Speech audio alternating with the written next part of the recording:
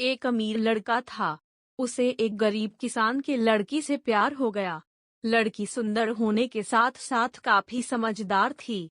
एक दिन जब लड़के ने उस लड़की को बताया कि वह उससे प्यार करता है और उससे शादी करना चाहता है, तो लड़की ने कुछ सोचने के बाद उस लड़के को शादी करने से इनकार कर दिया, क्योंकि वह गरीब परिवार से रिश्ता रखती थी। लेकिन कुछ समय बाद जब ये बात उस लड़के को पता चली, तो उसने लड़की के माता पिता से बात की और उस लड़की को समझाया। काफी समझाने के बाद वह लड़की मान गई और दोनों की शादी हो गई। शादी के बाद लड़का उसे बहुत प्यार करता था। दोनों का दाम्पत्य जीवन काफी अच्छा चल रहा था।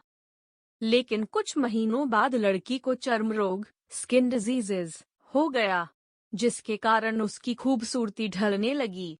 अब लड़की को यह डर भी सताने लगा कि उसकी खूबसूरती ढलने के कारण कहीं उसका पति उसे छोड़ न दे। लड़की उस चर्म रोग को ठीक करने का हर संभव प्रयास कर रही थी।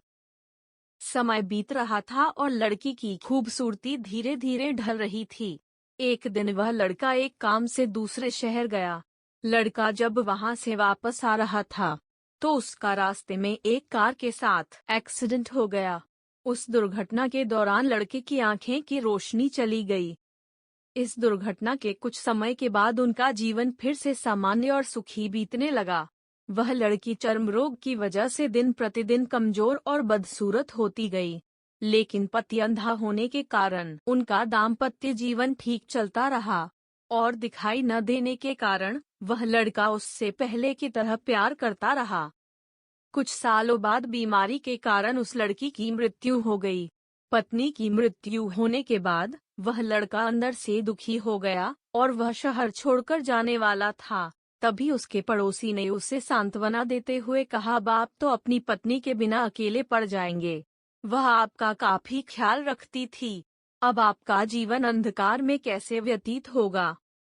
तब उस लड़के ने अपने पड़ोसी की ओर देखा और गहरी सांस लेते हुए कहा, मैं कभी अंधा था ही नहीं, लेकिन मैं यह सोचकर अंधे होने का नाटक करता रहा कि कहीं मेरी पत्नी को उसकी बीमारी और बदसूरती के कारण यह ना लगे कि मैं उससे प्यार नहीं करता। इसीलिए मैं इतने सालों तक बिना कुछ कहे हुए अपनी पत्नी की खुशी के लिए अंधा बना रहा। यह बात सुनकर पड़ोसी की आंखों से आंसू छलक आए और वह लड़का वहां से उठकर चला गया। शिक्षा, अगर आप जीवन भर खुश रहना चाहते हैं, तो आप लोगों की कमियों की तरफ ही नहीं, उनकी खूबियों की तरफ भी गौर करिए। आपका जीवन आसान हो जाएगा।